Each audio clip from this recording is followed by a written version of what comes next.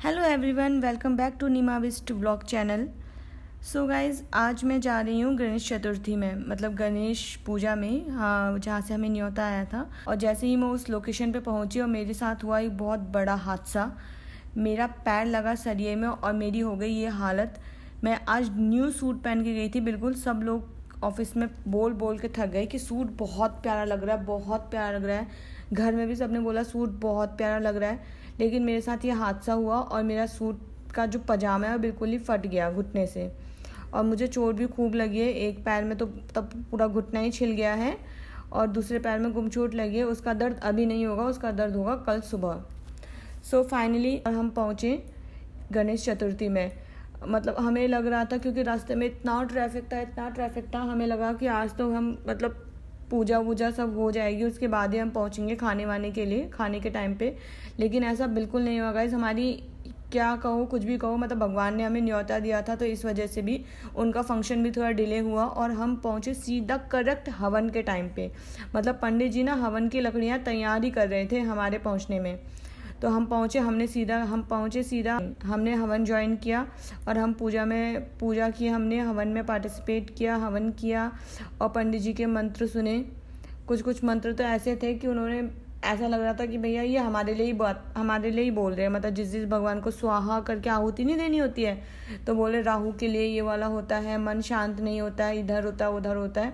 तो मुझे तो ऐसे लग रहा था कि सीधा पॉइंट आउट मेरे लिए ही हो रहा है, क्योंकि सेम सिचुएशन मेरे साथ भी चल रही है अभी। मन को शांति मिलती नहीं है, तो हमने कहा चलो हम हवन में स्वाहा कर देते हैं, क्या पता कुछ मन को शांति मिल जाए। तो यहाँ पे जब हवन पूरा कर रहे थे तो उसमें बीच में मुझे एक दूसरी सिस्टर का फ़ोन आ गया, तो मुझे उसे पिकअप करने के लिए जाना पड़ा। तो मैं लास्ट आहुति मेरी मिस हो गई, लेकिन मैं उसे डाल के ही गई थी। मैंने बोल दिया था कि भगवान जी मेरी साइड से पहले से ही ले लो लास्ट आहुति। फिर हम यहाँ पे कर रहे थे सारी आरती। ये जो है वाइट सूट वाली, इनके घर पे हम गए थे। इनके घर पे गणेश चतुर्थी का फंक्शन था। ये डॉक्टर हैं, फिजियोथेरेपिस्ट जो थेरेपी करती हैं। और ये ऑरेंज साड़ी वाली जो है ये इनकी मम्मा हैं, जो आरती कर रही हैं अभी। और फिर मैं भी आरती में, गणेश जी की आरती हो रही थी, तो हम वो आरती गा भी रहे थे और साथ साथ में अपने नंबर का वेट कर रहे थे कि हमें आरती करने के लिए कब मिलेगी। फाइनली मुझे थोड़ा खाली दिखा तो मैं गई आगे को, मैंने आरती की गणेश जी की। और फिर ये मेरी सिस्टर है जो आरती कर रही है, इसने आरती की। फिर फाइनली मैंने सारी आरती वारती कंप्लीट होने के बाद हमने लिया गणेश जी से आशीर्वाद और उन्हें खिलाया हमने एक प्यारा सुंदर प्यारा सा मीठा सा उनका फेवरेट मोदक खिलाने के बाद ये मैं आपको गणेश जी के पूरे दर्शन करा देती हूँ कि गणेश जी फाइनली इनका लुक कैसा था। ये इनका पूरा फाइनल दर्शन है, जो इनका डेकोरेशन हुआ है। डेकोरेशन इस बार का इन्होंने बहुत प्यारा किया था, बहुत ही सुंदर डेकोरेशन था, लाइटिंग वाइटिंग सब चीज़ को लेकर। यहाँ पे सबको आरती देने के लिए आई थी एक एक करके। फिर मैंने सोचा, फिर इन्होंने भावेशा जी ने मुझसे बोला कि सबको जाके कोल्ड ड्रिंक सर्व करो सबको जाके। तो मैं यहाँ पे कोल्ड ड्रिंक सर्व करने सबको गई हूँ। कोल्ड ड्रिंक सर्व की जा रही है सबको। मैंने सोचा था कि मेरे को भी कोल्ड ड्रिंक मिल जाए थोड़ी सी। और मेरी नज़र तो सिर्फ एक ही चीज़ पे थी, वो थी मोदक, कि कब पंडित जी प्रसाद देंगे और कब मुझे मोदक खाने को मिलेगा। मुझे मोदक मिला और मैंने मोदक खाया, बहुत यम हो रहा था। ये पूरा वहाँ पे जो लोग आए हुए हैं वो थे। फिर आई थी बारी पंडित जी को भोजन कराने की, क्योंकि पंडित जी के खाने के बाद ही सब लोगों को खाना दिया जाता है। तो जब तक पंडित जी नहीं खाएंगे खाना, तब तक और लोगों को भी नहीं दिया जाता, ऐसा कहा जाता है। तो मैंने पंडित जी की थाली लगा दी।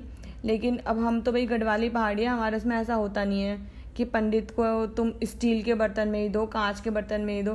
तो जिसमें सबको दिया जा रहा था प्लास्टिक के, उसमें मैंने पंडित जी के सामने भी वही प्लेट लगा दी। लेकिन एक देसी, मतलब वो आंटी थी दूसरी, तो वो कहने लग गई कि भाई तूने पंडित जी को प्लास्टिक वाली थाली में क्यों दिया, स्टील की थाली लगाते हैं हम उनके लिए। मैंने बोले भैया हमारे उसमें तो जैसे पंडित जी हमारे घर में भी आते हैं, हम भी उनको ऐसी दे देते हैं, वो ऐसी खा लेते हैं, कभी किसी ने ऐसे कहा नहीं। वैसे मैं मानती हूँ कि देना चाहिए पंडित जी को अच्छे से, लेकिन अब इतनी भीड़ भाड़ में भैया मैं स्टील की थाली कहाँ ढूंढती। और अपना घर हो तो इंसान को पता होता है कि कहाँ चीज़ क्या रखी हुई है। दूसरे घर में मुझे बोला कि पंडित जी की थाली लगा, तो मैंने लगा दी, और वो प्लास्टिक की थी तो मैं क्या करूँ उसमें। वैसे इस फंक्शन में जितने भी लोग आए थे ना, सारे गढ़वाली पहाड़ी थे। ऐसा लग ही नहीं रहा था कि हम किसी और के फंक्शन में आए हैं, ऐसा लग रहा था कि अपने ही घर में फंक्शन हो रहा है, सब लोग अपने ही हैं। क्योंकि इनके जितने भी ज़्यादा नोन पर्सन थे ना, सभी गढ़वाली पहाड़ी, कोई ऐसा था ही नहीं वहाँ पे, मुश्किल से एक आध होगा जो गढ़वाली पहाड़ी नहीं होगा। फिर खाने के बीच में मतलब सब लोग पंडित जी को खाना देने के बीच में थोड़ा एंटरटेनमेंट भी ज़रूरी है मेरे लिए, क्योंकि मैं बिना उसके नहीं रह सकती। तो गाना चल रहा था तो मैं उसमें थोड़े स्टेप कर रही थी। ये बहुत ज़्यादा काफ़ी स्वीट है और मतलब मुझे तो अच्छी लगी।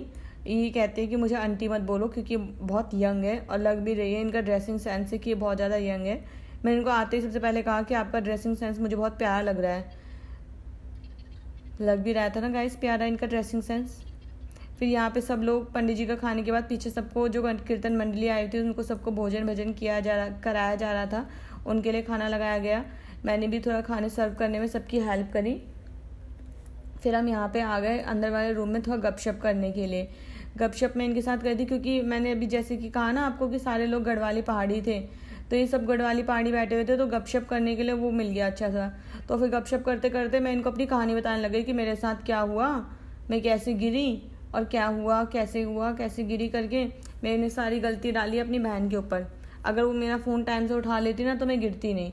उसने मेरा फ़ोन को इग्नोर किया और मैं गिरी उसी की वजह से। अब वो मान नहीं रही थी कि मैं उसकी वजह से गिरी, लेकिन मैं गिरी हूँ इस बहन की वजह से। ये जो दिख रही है ना आपको और लाइट क्रीम कलर के सूट में, इसने गिराया मुझे, इसी की वजह से मेरा नया सूट फट गया।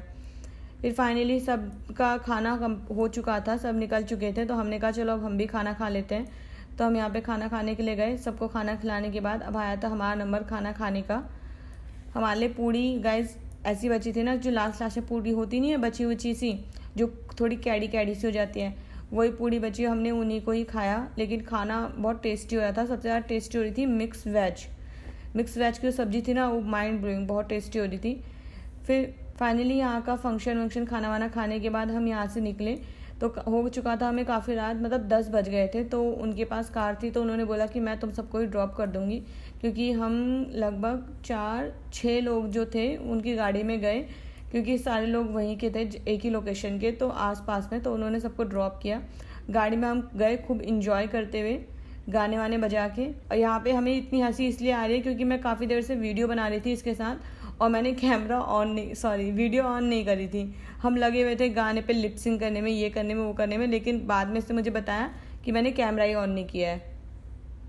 वो हमारा गया सारा वेस्ट। फिर हमने दोबारा से गाने तो चल ही रहे थे, दोबारा से हम उसमें शुरू हो गए। चल भाई कोई बात नहीं बना तो नहीं सही, दूसरा बनाते हैं, एक तो बनेगा, अपना सफ़र एंजॉय करते हैं। तो यहाँ पे हम अपना फुल सफ़र एंजॉय कर रहे थे रास्ते का। सो गाइज ये गणेश चतुर्थी का ब्लॉग आपको कैसा लगा? आपने गणेश चतुर्थी के काफ़ी सारे ब्लॉग देखे होंगे, इस ब्लॉग को भी देखिए और बताइए मुझे कमेंट सेक्शन में कि आपको मेरा गणेश चतुर्थी का जो फंक्शन है ये कैसा लगा। अगर अच्छा लगा तो आप इस वीडियो को लाइक कीजिए, कमेंट कीजिए और शेयर कीजिए और मेरे चैनल को सब्सक्राइब कीजिए। Thank you everyone, bye bye.